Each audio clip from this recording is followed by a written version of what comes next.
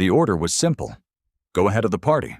Light the candles in the East Portrait Gallery. Return before the guests had finished their soup. Dorothy Marsh stood at the foot of the servants' stairs with the taper in her hand and the cold November air pressing through the passage wall. And she did not move. Mr. Henley, the butler, said it again, low and precise, the way he said everything, his back to the assembled footmen who were waiting for her to go. The taper was lit. The wax was soft at the end. The gallery was 30 steps down that corridor, through the door that had been unlocked that morning for the first time in 5 years. And Dorothy's feet would not carry her there. She said very quietly, "I cannot, Mr. Henley."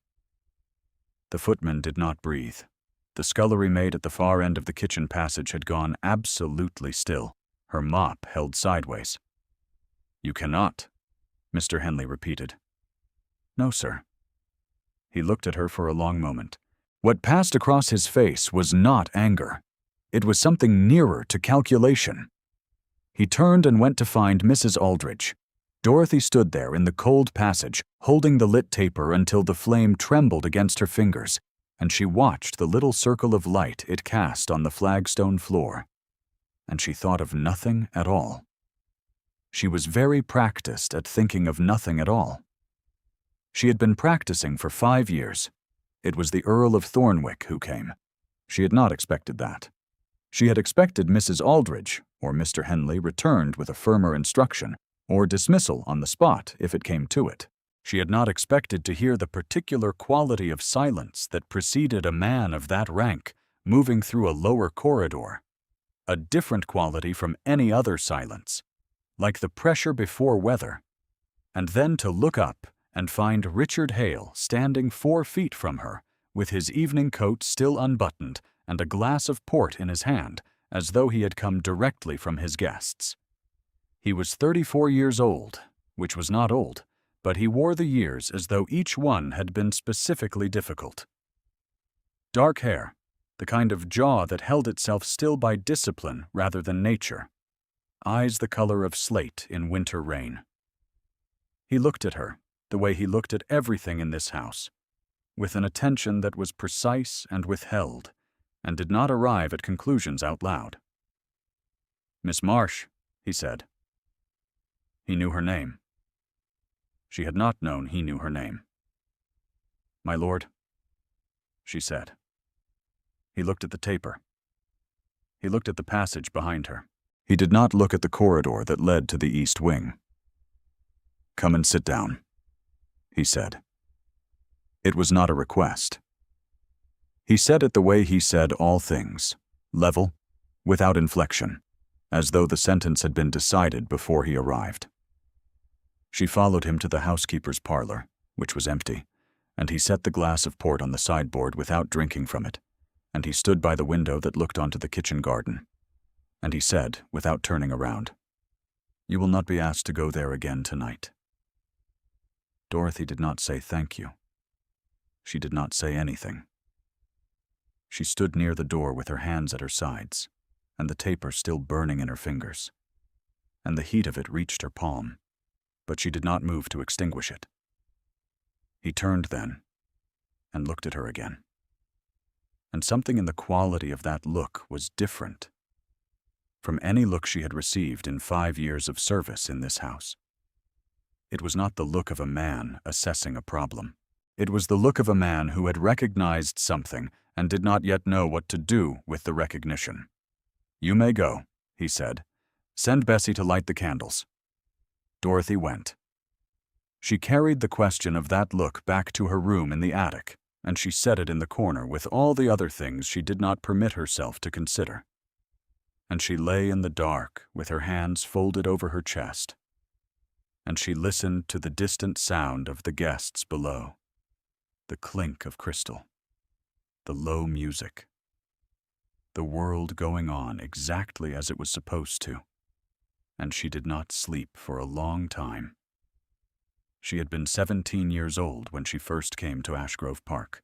Her father, Thomas Marsh, had been the schoolmaster at Whitwell Village for 22 years, a gentle, bookish man who had taught Dorothy French and Latin alongside her letters, who had read aloud to her from volumes he could barely afford, who had died in the winter of her 17th year with 14 pounds of debt and a small house that was not his to leave her.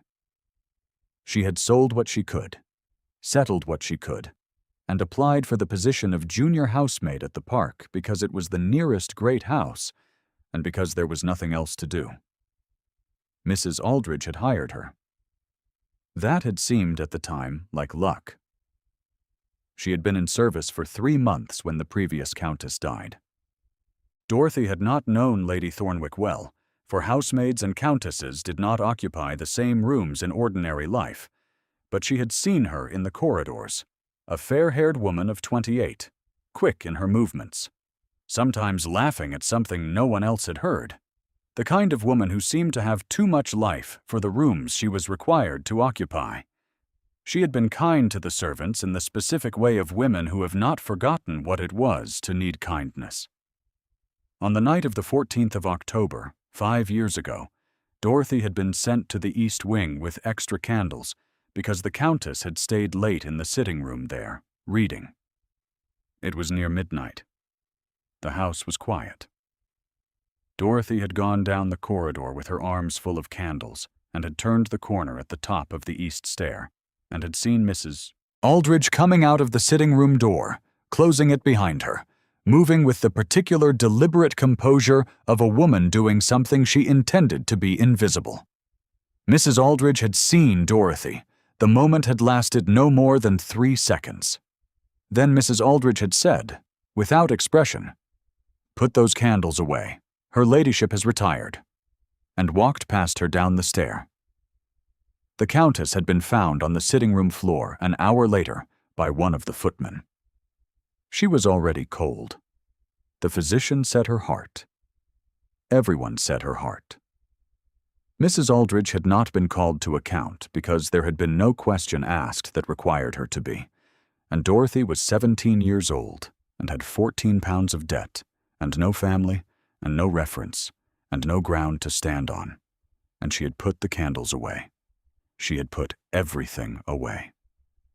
She had kept her place. She had kept, also, the one small tallow candle stub she had been carrying that night. She did not know why. It lived in her apron pocket like a small cold fact she was not ready to put down. Lady Cecily Vane arrived at Ashgrove the following Thursday, which meant the upper floors required fresh flowers in every passage, and the silver required polishing twice, and Dorothy required herself to stop watching the Earl of Thornwick in public rooms when she thought no one was observing her. She had not known until he appeared in that lower corridor that she did it. She knew now. Lady Cecily was 24 years old and moved as though the floor had been built for her passage specifically. She wore lavender muslin at dinner and diamonds at her throat, and she greeted Mrs. Aldridge with the particular graciousness of a woman who understood that housekeepers mattered. She said quietly to Mrs. Aldridge on the first morning, in the corridor outside the still room, while Dorothy was passing with the linen, "He is going to need managing, you know. In all the ways a gentleman of that kind needs managing. One wants a proper countess, not a distraction." She paused. One does not want just a housemaid catching his eye and complicating things. She did not lower her voice for the just a housemaid. She did not need to. Mrs. Aldridge said nothing. She looked at Dorothy's retreating back with the expression of a woman filing a piece of information carefully away. It was 3 days after Lady Cecily's arrival that Dorothy was in the kitchen passage at 7:30 in the morning and heard, through the partly open scullery door, the sound of a voice reading aloud. She thought at first it was Cook Perrin, who sometimes spoke to herself while she worked. But it was not Cook Perrin's voice. It was softer, more careful, proceeding slowly through syllables as though the reader were sounding each one for a listener who could not see the page. Dorothy stopped in the passage. Cook Perrin had been at Ashgrove for 30 years and had lost the sight of her left eye entirely to a cataract the previous spring, and the right was following. The physician had sent written instructions for the drops that were meant to slow it. Cook Perrin could not read. She had been too proud to say so to anyone except Dorothy, who had been reading the instructions to her every morning for 6 weeks. This morning, it was not Dorothy reading. It was Dorothy standing still in the passage, listening, because the voice inside was reading in French. From Dr. Girard's instructions, which he had written in both English and French, and which Dorothy had been rendering in the plain English, Cook Perrin could follow, and the French was being read with total accuracy, without effort, without the slight flattening of a person working from memorized sounds. Someone had read those pages and understood them. She knew, before she moved to the doorway, who it would be.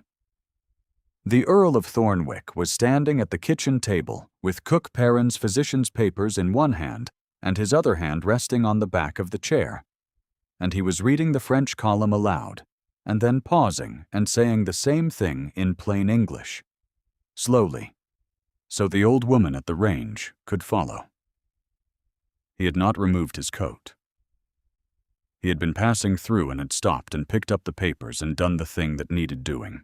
Cook Perrin said, "That's a good boy," which she had probably not said to anyone of his rank in 30 years, and the Earl of Thornwick said, without any expression, "Yes, there is more to do when Miss Marsh is not available."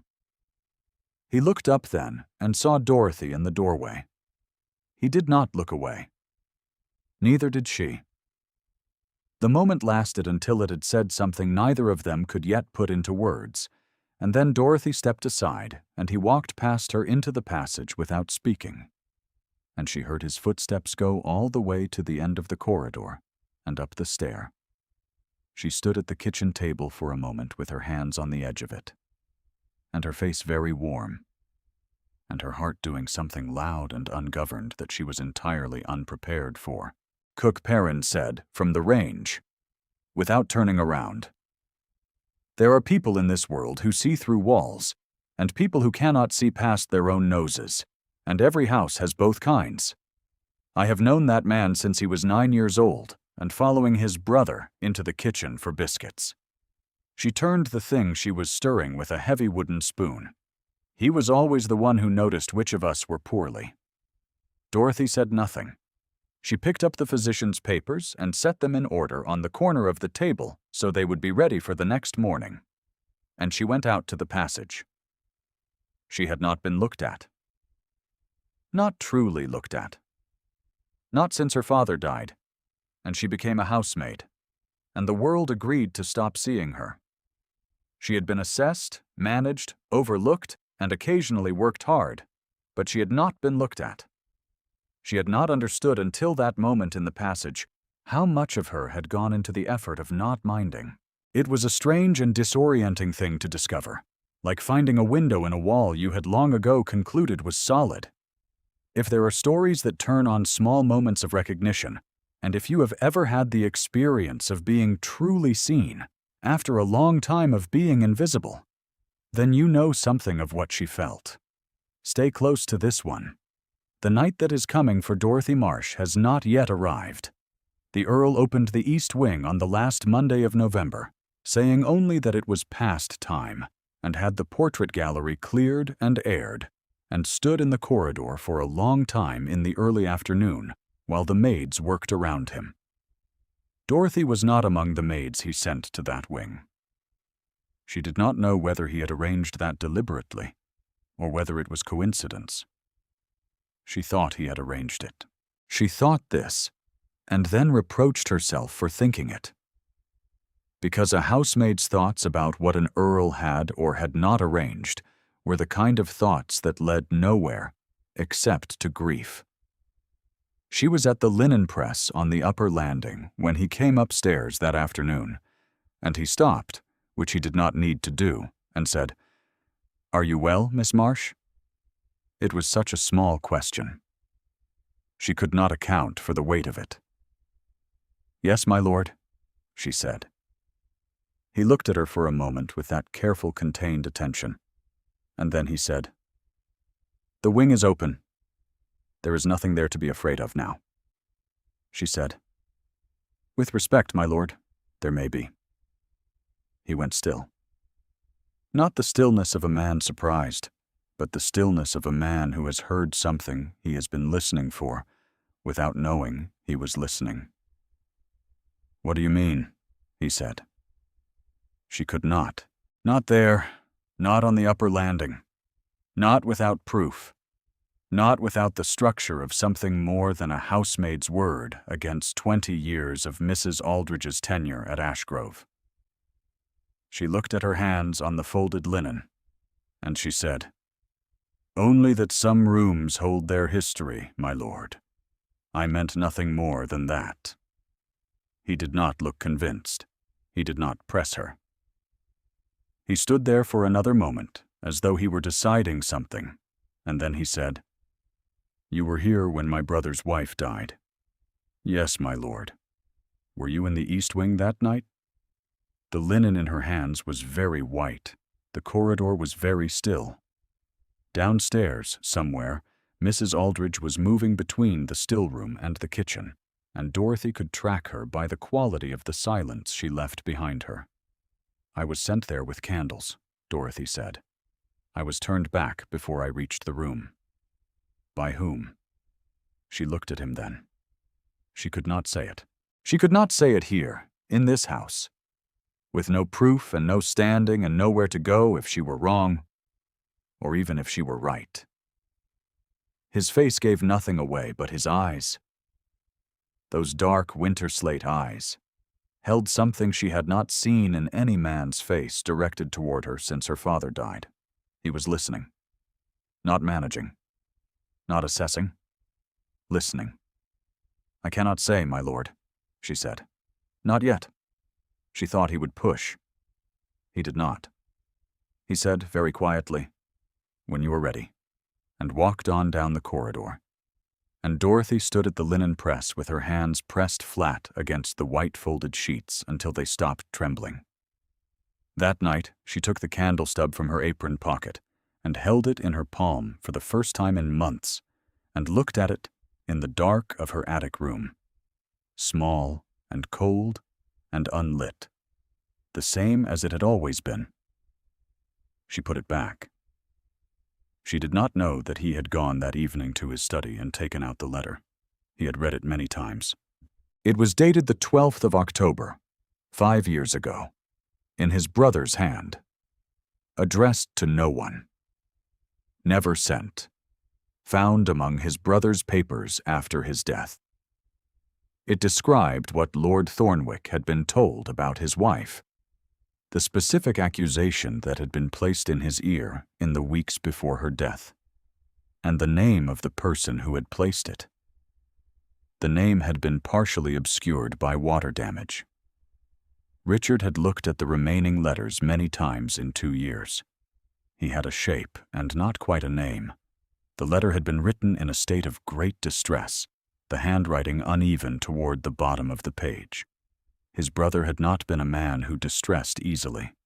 He had been steady and careful, and good in the specific way of men who are quietly certain of themselves, and the letter showed what it had cost him to be made uncertain. Richard had wept over it once. Alone, in the first week after returning from abroad, and had not wept over it since. Because weeping did not produce the name he needed. And he was not a man who repeated gestures that produced nothing. He sat with that letter in the quiet of the study and thought about a housemaid who would not go down a corridor, and he thought about the way she had stood at the linen press as though she were keeping herself very carefully from falling, and he thought about the weight of 5 years of knowing something alone with no ground to stand on. The world had not seen Dorothy Marsh. Richard Hale was beginning to understand what that cost. He was also beginning to understand that he had been sitting in this house for 2 years, waiting for something he could not have named, and that it had been standing at a linen press on the upper landing with white sheets folded over its arms. Lady Cecily sat at dinner that Friday in deep blue silk with her dark hair dressed in the newest style, and she was everything the county expected to see at the right hand of the Earl of Thornwick. She spoke well. She laughed at the correct moments. She turned her attention to each guest with the focused warmth of a woman who had been trained since birth to make every person in the room feel regarded, and she was genuinely kind about it, genuinely skilled. Dorothy, moving between the dining room and the passage with covered dishes, watched the Earl at the head of the table and saw him watch Lady Cecily with the expression he used for everything, precise and contained and present. And she told herself that what she felt was nothing, and it was very nearly convincing. She was returning from the sideboard for the third time when she heard Mrs. Aldridge, in the low voice she used when she intended to be discreet, and instead intended to be overheard, say to the under-butler at the passage door. She made herself memorable at the dinner fortnight past. That sort of behavior, the refusing of a direct order, cannot be permitted in any well-run house. She is just a housemaid, after all, whatever airs she may carry about it. The under-butler said nothing. Dorothy kept walking. She did not look at the Earl. She carried her dish and set it down and went back to the passage, and she stood there in the cold with her jaw set and her eyes dry, and she thought of her father, who had told her that courage was not the absence of knowing the cost. It was the full knowledge of the cost and the willingness to pay it. She did not think yet of what it would mean to speak. She thought only of the candle stub in her pocket and the sound of a door closing in the East Wing corridor 5 years ago, and a woman who had been alive that morning and was cold by midnight. The blow came at 7 in the morning, 2 days later. Dorothy had not been expecting it to come in the servants' hall with the whole household assembled for morning prayers, but Mrs. Aldridge had chosen the time and the setting deliberately, and Dorothy recognized this in the first moment with a clarity that was almost cold. Mrs. Aldridge produced a ledger. She had marked several entries in a fine hand.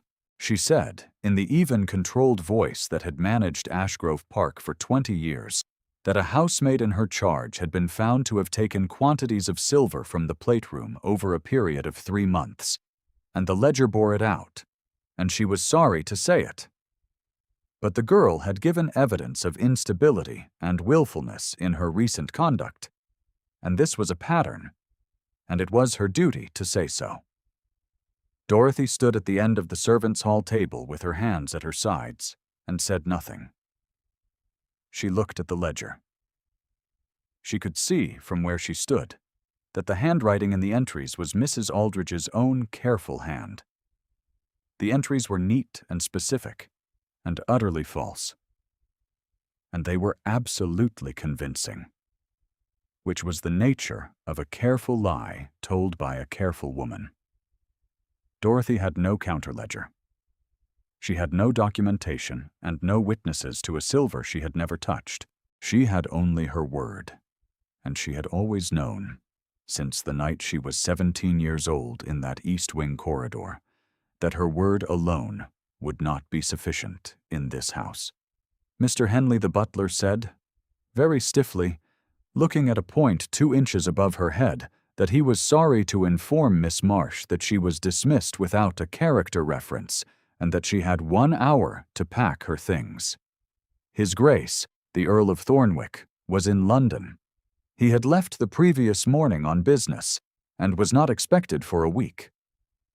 Bessie, the younger housemaid who was Dorothy's opposite in age and training, looked at Dorothy with wide eyes from across the table. Dorothy met her gaze for 1 moment. She thought, with a cold and settling clarity, that this was what it looked like. This is how it is done. A ledger, a title, a composed voice. No argument that a housemaid can make will land harder than 20 years of established tenure. She was not surprised. That was perhaps the worst of it. She had been waiting for something like this since the moment she had stood at the linen press and said with respect, "My lord, there may be." And she had known then that Mrs. Aldridge would see it on her face when she came back downstairs. She packed her box in 1 hour. She did not have very much. The candle stub went into the pocket of her traveling coat. She carried her box to the kitchen yard herself, because there was no one to carry it for her, and she set it on the ground and looked at Ashgrove Park in the gray morning light, the stone facade, the bare November trees, the windows she had cleaned 100 times from the outside. Cook Perrin found her there. The old woman had come out without her coat, which was not wise, and she stood next to Dorothy's box with her hands folded at her waist and her clouded eyes moving toward the sound of Dorothy's breathing. "You know what she saw?" Cook Perrin said. It was not a question. "Yes," Dorothy said. "There's no one to say it to," Cook Perrin said. "Not with him gone." "No," Dorothy said. The old woman put one rough hand on Dorothy's arm for a moment. Not long, just a moment. The way a woman does when she cannot fix a thing but refuses to be nothing. Then she said very quietly, "Your father would have been proud of you, whatever comes next."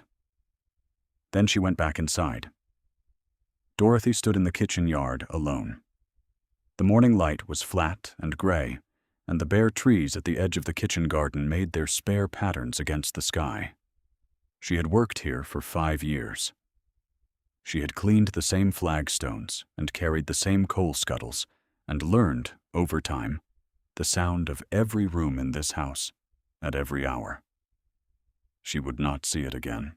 She picked up her box and walked down the service lane to the road, and she sat on her box by the stone wall to wait for the carrier who came through at 9:30, and the November air was very cold on her face, and the candle stub was hard in her coat pocket, and she thought about nothing at all. She had been waiting perhaps 20 minutes when she heard hoofbeats on the road from the Westbury direction. She did not look up at first. Carriers sometimes came on horseback. The sound resolved into a single horse, moving at a pace that was not the carrier's pace, and then it resolved into the particular quality of silence she had learned to recognize, the pressure before weather, the thing that preceded Richard Hale in a room. And she looked up. He had not gone to London after all, or he had gone and come back, or he had been sent for, as she would learn later when Mr. Forsyth, his solicitor in Westbury, had written to him 3 days prior, with information that had changed everything, and that he had been returning when he met the carrier on the road, and the carrier had mentioned the young woman sitting on her box at Ashgrove's gate. He dismounted at the wall. He looked at her box. He looked at her face. "How long have you been sitting here?" he said. She should have said nothing. She should have said some appropriate measured thing about having been dismissed and waiting for the carrier and thanking him for his time over these years of service. She was a housemaid sitting on her box in the cold, and he was the Earl of Thornwick, and there was nothing between those two facts except the truth. She said, "I saw Mrs. Aldridge come out of the east sitting room at near midnight on the 14th of October, 5 years ago. I was sent with candles. She turned me back. Lady Thornwick was found dead within the hour. I said nothing because I was 17 years old, and I had nothing but my place, and I have been saying nothing ever since." He did not speak for a moment. The November wind moved through the bare trees above them. His face, that controlled, still face, did something she had never seen it do before. A slow movement crossed his jaw, a tightening around the eyes, as though something long held at distance had arrived at last, the last piece of a thing he had been trying to complete in the dark for 2 years. "Mr. Forsyth," he said, "has found the physician who attended Lady Thornwick that night. He was paid, Miss Marsh. He was paid to say what he said about her heart. Mr. Forsyth has the record of the payment and the name of the account from which it was drawn." He paused. "And I have a letter from my brother that is 5 years old, and I now understand who put the words into his ear that the letter contains." Dorothy did not breathe. "There was a county assembly planned in Westbury for this evening," he said. "I believe Mrs. Aldridge is to attend with the rest of the household, and I believe Lady Cecily is to be there also." He looked at her box. "Come with me." "My lord," she said, "I have been dismissed without a character." "You have been dismissed unjustly," he said, "and you will come with me to Westbury." It was the same voice. Level, precise, not unkind, leaving no space for argument.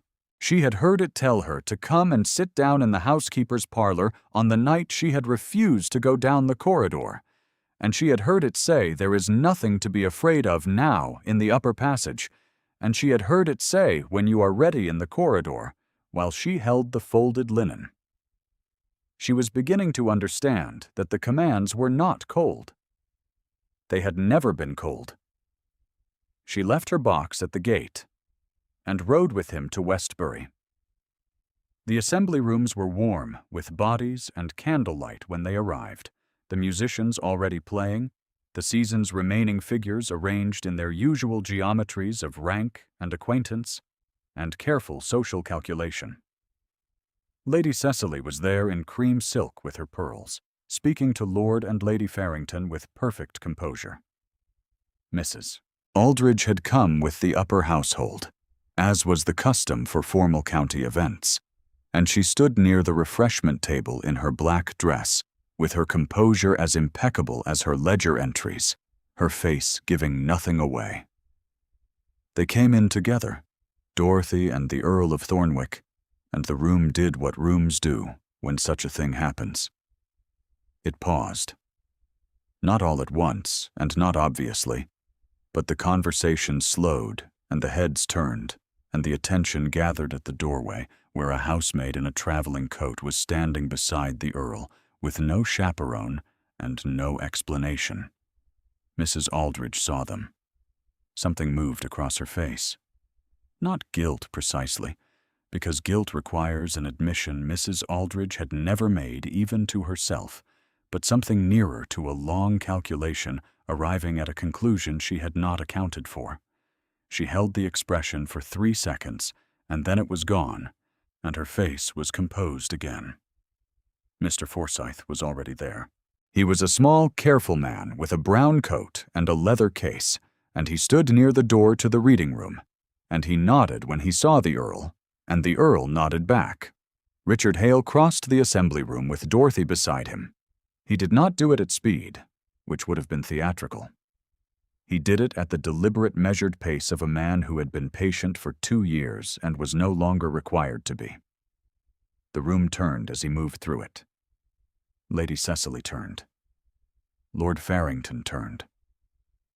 The musicians kept playing for another half measure, and then faltered and stopped.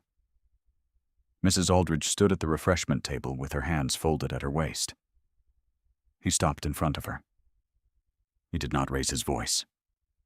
He said, "Mr. Forsyth." And the solicitor came forward with the leather case and opened it and removed 2 documents and held them where Mrs. Aldridge could see. She looked at them for a long moment. Her face did not change. She said, in the same even, controlled voice she had used for 20 years, "My lord, I do not know what you have been told, but I must remind you that a housemaid's accusation against a woman of established position cannot be taken as fact, simply on the word of a dismissed servant." "Enough," he said. Not loudly. Very quietly. "You will not speak about Miss Marsh's position in this room again." Mrs. Aldridge's mouth closed. He turned then and looked at the assembled county, those many faces in their satins and their wool coats, the familiar geometries of the season, all of them watching, all of them waiting for the sentence to complete itself. Lady Cecily, to her very great credit, met Dorothy's eyes across the room with an expression that was the closest she could come to wishing her well under the circumstances. It was not a small thing. Richard Hale said, in the same level-carrying voice, "She is not a housemaid. She is Miss Marsh, and she stays." That was all. 12 words. The room received them. Mrs. Aldridge left the assembly not long after, with Mr. Forsyth at her side in the particular manner of a man who intends to continue a conversation at the magistrate's office the following morning. She went without a scene, which was almost certainly what she intended. And the crowd that parted to let her go did so in a silence that said everything that needed to be said. Lady Cecily found Dorothy near the window a quarter-hour later, and said very quietly, "He would never have been happy with someone who was easy to have, Miss Marsh. He is not that kind of man."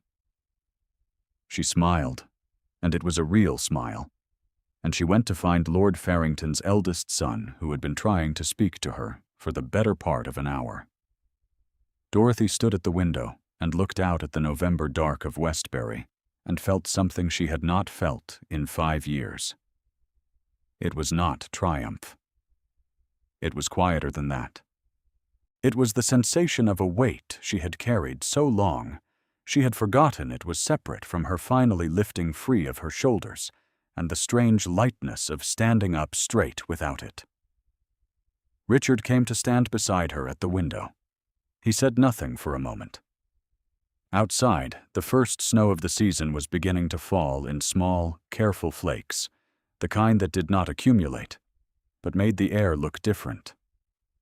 "My brother did not die of grief," he said. "He died of a lie someone put into his ear, and the weight of believing it for a year before his heart gave way." He paused. "I am sorry it was a year before anyone told him otherwise. I am sorry I could not speak sooner," she said. "You were 17 years old," he said. "And you had nothing but your place. That was not cowardice, Miss Marsh. That was survival." She looked at his profile in the window glass.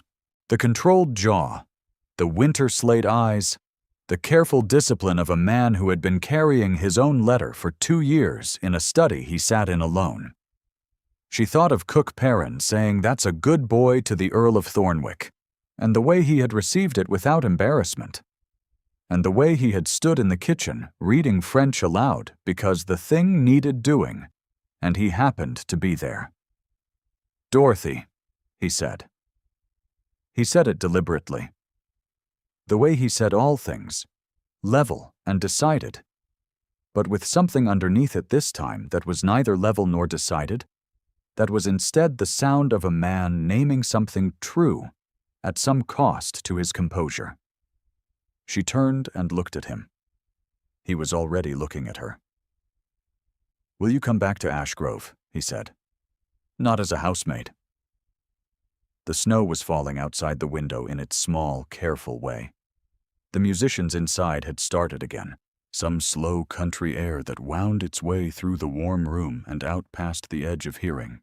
Dorothy Marsh was 22 years old, and she had 14 pounds of debt behind her, and a traveling coat, and no character reference, and the longest 5 years she could imagine, and she was being looked at by someone whose looking reordered the room she was standing in. "Yes," she said. His hand came to rest at her elbow, very lightly, through her coat. That was all.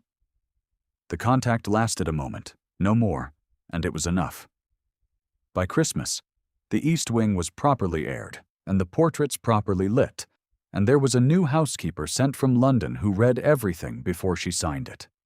Mr. Forsyth completed his work through the magistrate's office without requiring Dorothy to appear in any room she did not choose to enter. Cook Perrin's eyes were no worse, which the physician said was about as much as could be hoped for. On a quiet Tuesday in January, Dorothy went to the east sitting room alone. She had not been back in it. She stood in the doorway for a moment and looked at the room in its winter morning light, the pale walls, the chair by the window where the last countess had been reading, the particular quality of the air in a room that has been shut for a long time and then opened to honest winter light. She took the candle stub from her coat pocket. She looked at it for a moment. This small, cold thing she had carried for 5 years without knowing quite why. This small piece of the night she had not permitted herself to put down. She went to the fireplace, where a modest fire was already laid, and she lit the candle stub from it and held the flame up in the room. It burned very steadily. It made no particular speech. She set it on the mantelpiece and watched it burn all the way down. Richard found her there. He came in quietly, the way he came into all rooms, that particular advance of stillness, and he stood beside her at the fireplace and looked at the small pool of wax on the mantelpiece where the stub had been.